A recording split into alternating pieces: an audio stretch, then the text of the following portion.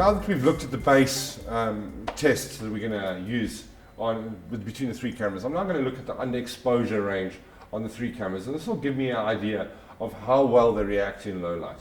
Okay, so let's start with the Red Epic. This is 3 stops underexposed. You can see in terms of our RGB parade or our waveform monitor as well as our histogram that I'm really thin in my exposure range here. I am reading the grayscale, but I am starting to lose it between the last 3 values tending towards the black in terms of definition here. One thing that I can really see on the Red Epic is that there's not much noise in the black areas. Okay?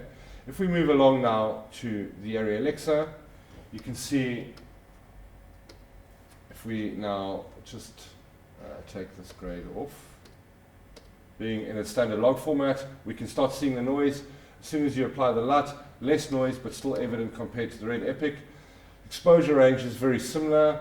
I'm also just slightly starting to lose the definition between the last 3 values of the grayscale here, but does handle pretty well under low light, except that when you zoom in here you can see the noise artifacts of an underexposed Alexa, as we would expect.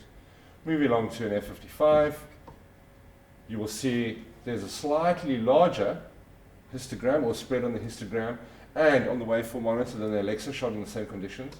And you will notice that the black is quite clean compared to the Alexa.